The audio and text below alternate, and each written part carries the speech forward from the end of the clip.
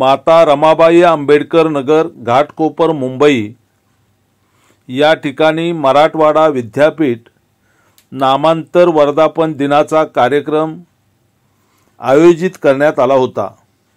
या निमित्त नामदेव ढसाळ दादांच्या कवितांचे वाचन, एक आगळ्या वेगळ्या कार्यक्रमाचं आयोजन आणि जाहीर सभेचं आयोजन करण्यात आलं होतं। मंगळवार दिनांक 14/1/2025 रोजी सायंकाळी 6 वाजता सुरू झालेला हा कार्यक्रम रात्र उशिरा 11 वाजेपर्यंत चालला। या कार्यक्रमाच्या अध्यक्षपदी DM चव्हाण मामा होते। प्रमुख वक्ते म्हणून चिंतामणभाई गांगुर्डे, अरुण भाऊ केदारे हे होते, तर स्वागताध्यक्ष अशोकदादा हिरे आणि आभार प्रदर्शन अरविंद मोरे, निखिल अहिरे यांनी मानले। यावेळी अनेक कवींना निमंत्रित करण्यात आले होते।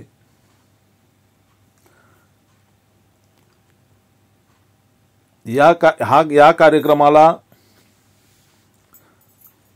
मराठवाडा विद्यापीठ नामांतर लढ्यातील ज्येष्ठ नेते तानसेनभाई ननावरे उपस्थित होते। ज्या कवीने आपल्या कविता सादर केल्या त्या कवींना प्रमाणपत्र देऊन सन्मानित करण्यात आले। अशा पद्धतीनं कवींचा या ठिकाणी सन्मान करण्यात आला। मान्यवरांचा प्रमाणपत्र देऊन सत्कार करण्यात आला आणि विशेष म्हणजे नामांतर लढ्यातील अशोकदादा हिरे यांचाही या ठिकाणी सत्कार करण्यात आला। नामांतर लढ्यातील ज्यांना तुरुंगवास झाला होता ते रिपब्लिकन चळवळीतील ज्येष्ठ नेते तानसेनभाई ननावरे यांनी यावेळी विविध अंगाने या ऐतिहासिक कार्यक्रमामध्ये आपली मतांतरे मांडून उपस्थित सर्वांच्याच डोळ्यात अंजन घातले। खूप वैचारिक असे भाषण यावेळी तानसेनभाई ननावरे यांनी केले, ते आपण या व्हिडिओच्या माध्यमातून पाहू। आपण सर्व बसलो आहोत। माझ्या अशा अपेक्षा होत्या की असं म्हणतात की जे न देखे रवी ते देखे कवी।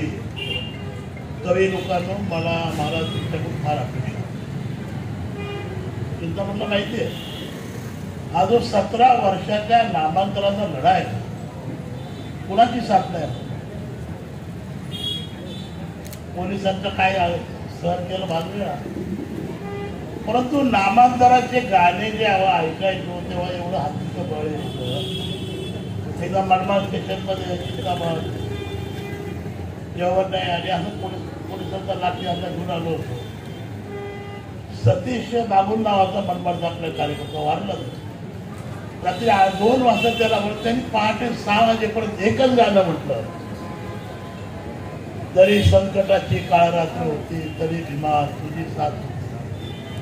दुपारी रात्री 2 ते पहाटे 7 वाजेपर्यंत मी एकच गाण्यावर दिवस काढल्या, ट्रेन पकडून। गाण्यामध्ये शब्दामध्ये प्रचंड आणि ती ताकद घेतलेले, पोचलेले, बाळगलेले, अभ्यासलेले सगळं आपण कवी होतो। माझी अशी अपेक्षा आहे की ते आम्हाला सुचत नाही, आम्ही सर्वचे कार्यकर्ते आहोत। माफ करा, आमच्या नेत्यांनाही सुचत नाही, पण कवीला सुचवायला काय वामनदादा कर्डकांना आपण मानत असाल, ओळखत असाल। वामनदादा कर्डक नाशिकचे आहे, तर वामनदादांनी दादासाहेब गायकवाड रायफल गाणं लिहिले, दादासाहेब गायकवाडच्या विरोधात गाणं लिहिले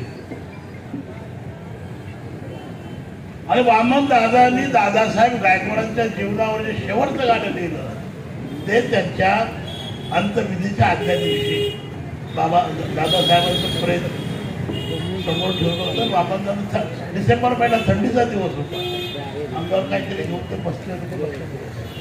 गेला फुलमाळी गेला तो तारणहार, भीमसैनिकांचा होता तो सरदार वामनदादा। या गाण्यात आणि एक गाणं म्हटल्यानंतर हे गाणं लोकांपर्यंत पोहोचलं. दुसऱ्या दिवशी गेलं ते गाणं. वामन दादाच्या विषयीचा लोकांचा असलेला सगळा राग तुम्ही ताकद येतो. आणि ज्या परिस्थितीत आलो मी खरं म्हणजे अशा कार्यक्रमाला मी नामांतराच्या सहकार सत्कार काय म्हणतात ना सोहळ्याला कधी जात नाही. म्हणजे पहिली वेळ औरंगाबादला जातो अभिवादन करण्यासाठी. आणि काय झालं तर नामांतराचा काही संबंध नाही. तेही नामांतर मी म्हणून देतो. नामांतरासाठी काय केलं तेही सांगतात. आणि मग त्या ठिकाणी आपल्यासारख्याने जाऊन मला तर ते सहन होत नाही आणि आवडत नाही. महात्मा गांधीच्या नेतृत्वात या देशामध्ये स्वातंत्र्याचा जो लढा झाला अभूतपूर्व असा लढा असेल. संपूर्ण देश महात्मा गांधीची पाठीशी उभा होता. आणि मला जर कोणी प्रश्न विचारला की या देशामध्ये स्वातंत्र्यानंतरचा दुसरा मोठा लढा कोणता तर मी सांगेन मराठवाडा विद्यापीठाच्या नामांतराचा लढा. त्या मराठवाडा विद्यापीठाच्या नामांतराला विरोध करणारे कोण होते? गोविंदभाई श्रॉफ, बनिया मारवाडी म्हणून, अनंत भालेराव, नाना कुरुंदकर, कॉम्रेड आहेत की कॉम्रेड व्ही डी देशपांडे, ही सगळी बुद्धिवंत पुरोगामी मंडळी त्या लढ्याचं नेतृत्व करतात.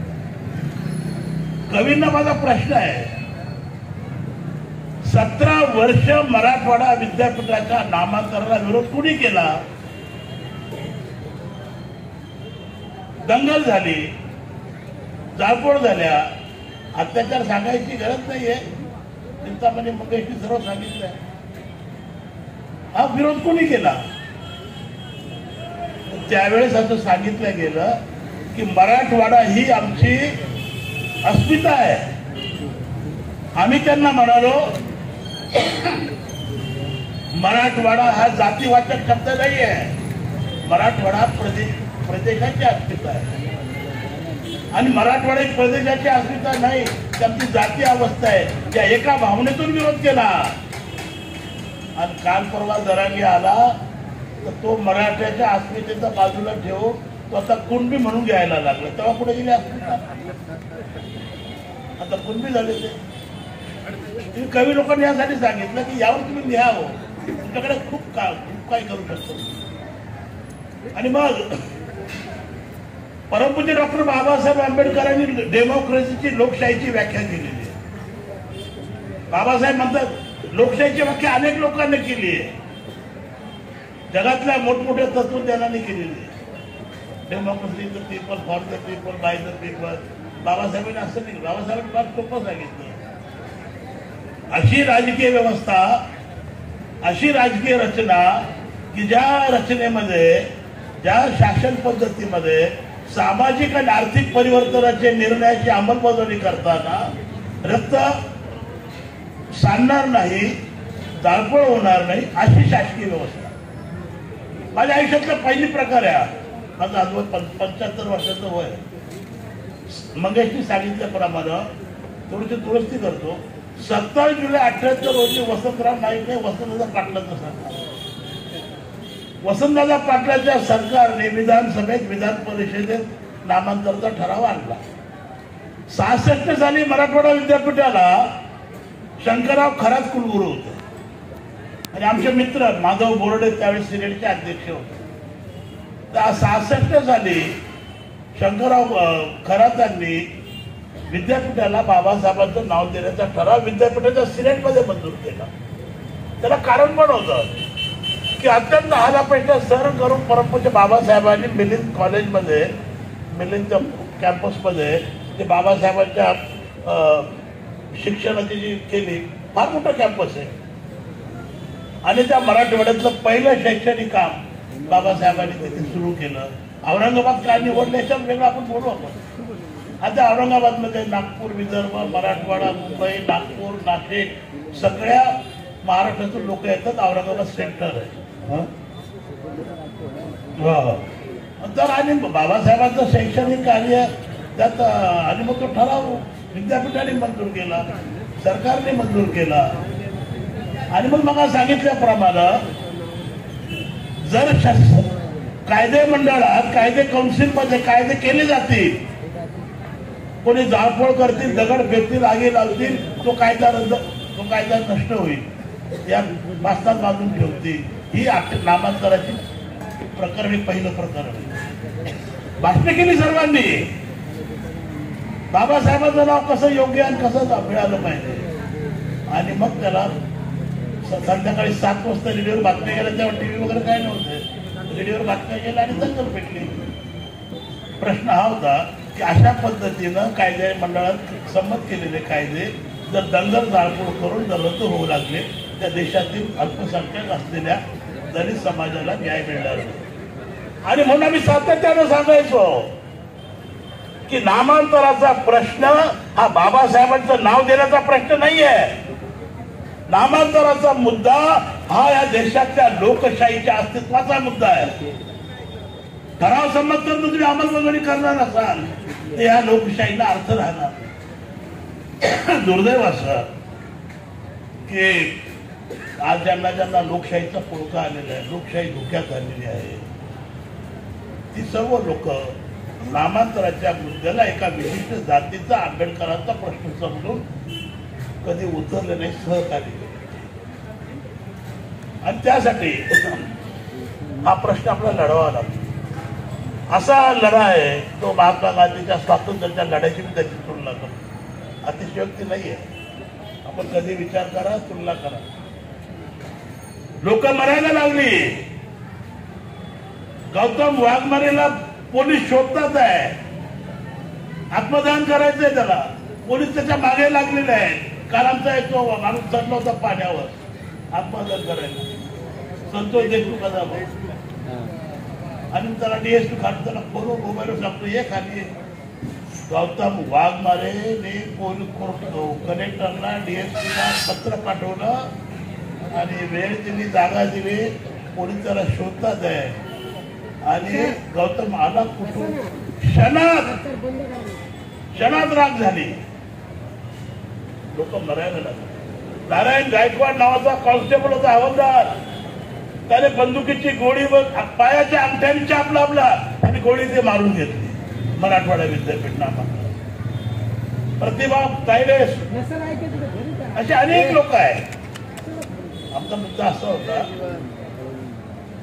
27 जुलैला ठराव संमत झाला, संध्याकाळी दंगल सुरू झाली, महिनाभर मराठवाड्यामध्ये अत्याचार होते, घराला आगी लावल्या, आमच्या मित्रांना राग येईल, जीवन बाबराव समोर बसलेले आहे. मुख्यमंत्री शरद पवार होते. शरद पवारांनी पोलिसांना ऑर्डर दिला, it is a political agitation, ही राजकीय आंदोलन आहे, स्लो गो स्लो, लाठी हल्ला करू नका, अश्रूधूर फोडू नका, अटक सत्र करू नका. पराभूत कोंबीन केलं. 1 महिना मराठवाडा जळत होता, तिथे कोंबी केलं नाही, लाठी हल्ला केला नाही, अश्रूधूर फोडला नाही, काही केलं नाही. आणि मराठवाड्यातल्या आंबेडकरी जनतेच्या रक्षणासाठी मराठवाड्यामध्ये मिलिटरीला अपॉइंट करा, मिलिटरीला पाचारण करा, या मागणीसाठी 4 ऑगस्ट 1978 रोजी नागपूरला मोर्चा निघाला. तिथे मात्र शरद पवारने गोळ्या झाल्या. दिलीप रामटेके, अविनाश डोंगरे, 6 भीमसैनिक हिंदोरा चौकामध्ये, मेडिकल चौक, आजही तिथे नागपूरला कधी गेला, गोळीबार चौक नावाचा एक मोठा. आणि ही लढाई लढत असताना माझ्या वैयक्तिक असं ध्यानात आलं की नामांतरासाठी आग्रह धरणारी जी समिती होती, चिंतामणी सांगितल्याप्रमाणे बाबा आढा होते, एस.एल. जोशी होते, त्रिपुरांचे लोक होते, काँग्रेसचे लोक होते, समाजवादी लोक होते, आणि सगळी लोकांना शरद पवारांच्या सोयीने आंदोलन करत. पहिला मुद्दा, आंदोलन कधी एकत्र होतील नाही, अनेक सांगायच्या गोष्टी नाही. अशा परिस्थितीत आमचे रिपब्लिकन नेते 78 साली विधानसभेमध्ये रिपब्लिकन पक्षाचे 5 ते 6 आमदार होते. डोंगरे होते, बालकृष्णन होते, सुहास कविस्कर होते, बरीच नाव आहे. आपले कांबळे होते, डी.पी. कांबळे, बाजीराव कांबळे, 6-7 आमदार. शांताबाई झाली होत्या विधान परिषदेत. परंतु रिपब्लिकन पक्षाची नेते मंडळी रिपब्लिकन पक्ष नामांतराच्या आंदोलनामध्ये असा हिरिरीने उतरत नाही. त्याने ते पोरासोरांचं आंदोलन आहे म्हणजे असं म्हणतात. आणि जी काही लोक करत होती शरद पवारच्या सोयीने करत होती. आणि मग अशा वेळेस बाबासाहेबांच्या नामांतराचा प्रखर लढा उभा करण्यासाठी चिंतामण आपण कवाड्याला घ्यायला गेलो होतो ना. आम्ही कवाड्यांना घेऊन आलो. औरंगाबादला होतो, डॉक्टर आयरे होते, दिनेश भडांगे होते. आणि नामांतराच्या आंदोलनाला सुरुवात केली मुंबईमधून. आणि रमाबाई नगर मराठवाडा विद्यापीठ नामांतराच्या आंदोलनाचं कॅम्प होतं, बाहेर घर होतं, सेंटर होतं. आमचं ऑफिस इथे धनराज हॉटेल होतं. त्या धनराज हॉटेलमधून 17 वर्ष नामांतराची चळवळ चालली. या रमाबाईच्या नगराच्या आमच्या प्रत्येक जाती धर्माच्या लोकांनी नामांतराच्या आंदोलनाची मदत केली, जे सहकार्य केलं, जे वाहून घेतलं, अभूतपूर्व आहे. मला आजही आठवण येते मल्हारी साठेची. मल्हारी साठे टॅक्सीवाला माणूस आंदोलन नेहमी असायचं. जेलमध्ये माझ्यासोबत आरतोरण जेलमध्ये महिनाभर मी कधी घाबरलो तर मला सांगायचं, भाई घाबरू नका, काय होतं. तर आमच्यावर कलम लावलं होतं 307 रीड विथ IPC 302. 307 झाला आहे आणि 307 302 मध्ये कधी कन्वर्ट होणार आहे, जामीन मिळू नये. आता आम्ही तर थोडं घाबरायचो. मल्हारचं आम्हाला हिंमत नाही. मल्हारसाठी असे खूप लोक आहेत आमच्या इथे. गाव खाना होते आपली, खाना तर आदिवासी ते रमाबाई हे ट्रान्झिट कॅम्पचं उद्घाटन नामांतर आंदोलनाने केलेलं आहे. आणि लोक का घुसवायला ट्रान्झिट कॅम्पमध्ये 27 पावसाळ्याचे दिवस यायची लोक, हजारो लोक यायची. आणि संपूर्ण रमाबाई जेवणाची व्यवस्था करायची. जे लोक मोर्चाला यायचे आपापल्या गावी जायचे, पुढच्या मोर्चाला सांगायचे की तांत्रिक आम्हाला रमाबाईलाच उतरावं.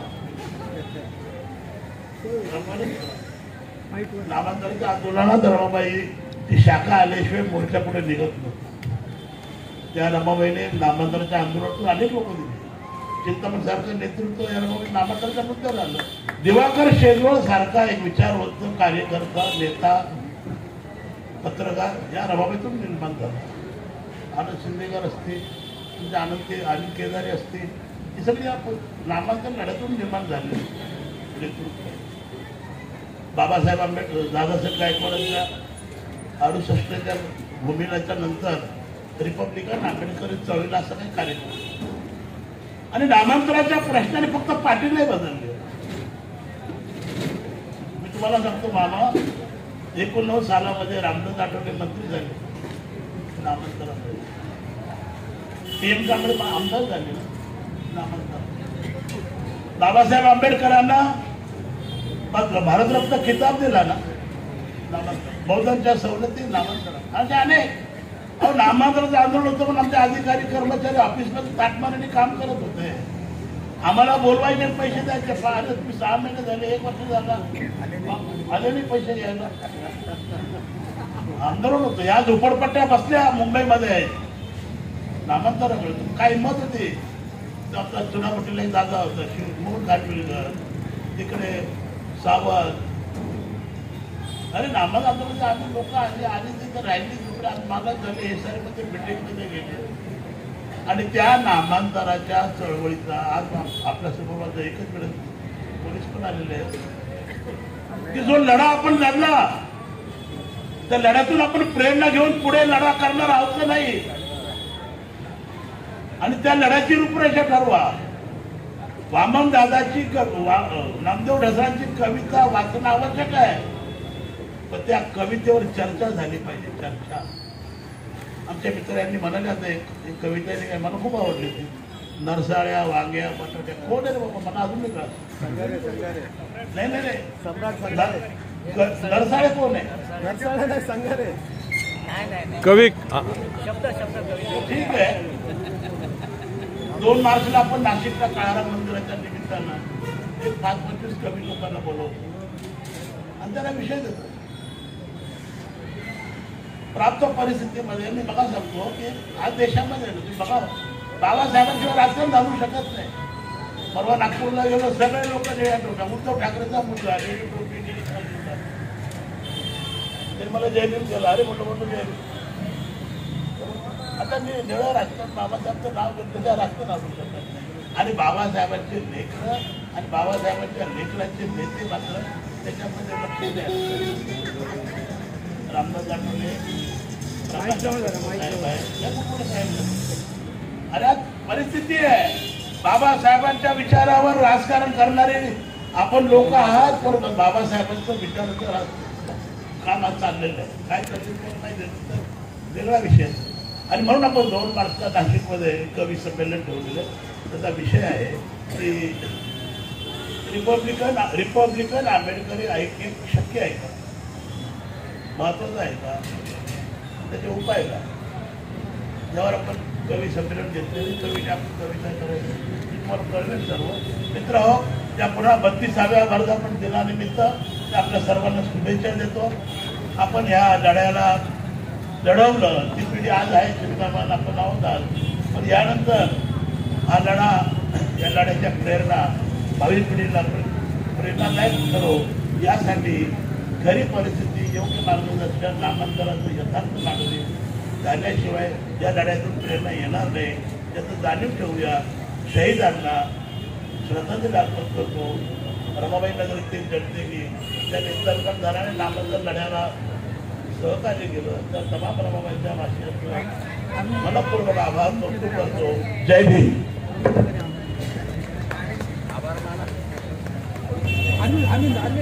अरविंद मोरे, निखिल आयरे, आभार प्रदर्शन करा. या लवकर या. त्यांनी कविता सादर केलेली आहे आणि त्याचबरोबर काही कवींना या ठिकाणी आपण सन्मानपत्र देतो. उपस्थित सर्व चळवळीतील ज्येष्ठ नेते, कार्यकर्ते आणि सन्माननीय कवी या सर्वांनी आज नामदेव ढसाळांच्या स्मृती दिनानिमित्त जे कविता वाचन इथे केलं, त्या कवींचा देखील मी आज या ठिकाणी आभार व्यक्त करतो. नामांतर वर्धापन दिनाबद्दल जे अमूल्य मार्गदर्शन आज ह्या निमित्ताने आपल्याला झालं, ते खरोखर नवीन तरुणांसाठी, नवीन पिढीसाठी ते किती आवश्यक आहे. आणि अशा पद्धतीचे जे कार्यक्रम आहेत ते सतत तरुणांना प्रेरणा देणारे कार्यक्रम आणि चळवळीची माहिती देणारे कार्यक्रम सतत ह्या आपल्या रमाबाई नगराच्या जो इतिहास आहे त्या इतिहासाप्रमाणे सतत होत राहायला हवेत, जेणेकरून आता भाईंनी म्हटल्याप्रमाणे व्हॉट्सअप आणि फेसबुक याच्या पलीकडे पण जाऊन बऱ्याच गोष्टी आहेत ज्या आपल्याला करणं आज गरजेचं आहे, पण आपण ते करत नाही. आणि एखाद्या विषयावर चांगलं लिहिता आलं म्हणजे मला चळवळ आली असं नाही. हा विषय असा आहेच नाही. सूर्यवंशीचा जो प्रकार आता झालेला आहे, बिलकुल त्याच्यावर आपल्या इथे कुठलंच ऍक्शन रिॲक्शन काही झालेलं नाही. आज त्या विषयाला काही सुरुवातीचा आठवड्यावर सोडलं तर परत त्याच्यावर कोणी आवाज उठवलेला आपल्याला देशमुखाच्या विषयावर आपण चर्चा करतो. कराडला 300 रोग लागलाय का काय झालंय त्याच्यावर आपण चर्चा करताना दिसतो, परंतु पोलिसांच्या लाठी हल्ल्यामध्ये आपल्या समाजाचा एक पोरगा मारला जातो, त्याच्यावर आपण कधीच बोलत नाही, कुठलंच आंदोलन होत नाही.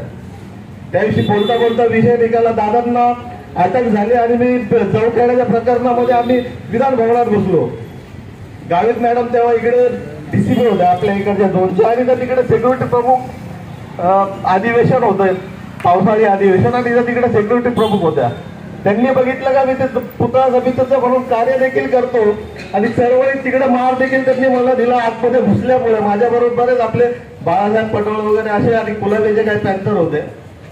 मार खाल्ला आणि ते दादांची जे पुस्तक पुस्तिका होतील आणि ती अशी आम्ही फिरकावून दिली. प्रकरण होतं जवखेडाचं.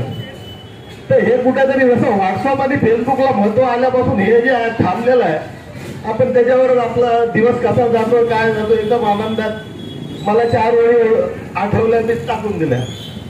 काही कुठलं टळट मला लावला झाली कविता दिली टाकून. थोडी चळवळीची दिशा बदलणं गरजेचं आहे. आज भाईंनी तानसेन भाईंनी जे मार्गदर्शन केलं खरोखर हे एक प्रेरणादायी आणि माहिती असायला पाहिजे आपल्या सर्व तरुणांना.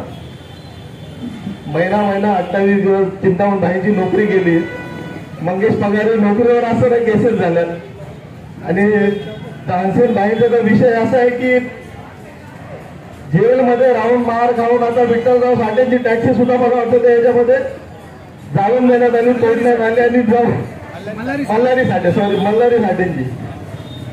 तर हा इतिहास आहे, हा आपण विसरता कामा नये. मी आलेल्या सर्व कवी मंडळ कविवर्यांचं मनापासून मान्यवरांचं देखील या ठिकाणी आभार मानतो आणि नामांतर योजनांचं देखील मी आभार मानतो. त्यांना दीर्घ आयुष्य लाभो ही सतागताचरणी वंदना करतो आणि सर्वांना नामांतर दिनांच्या हार्दिक शुभेच्छा देतो. जय हिंद.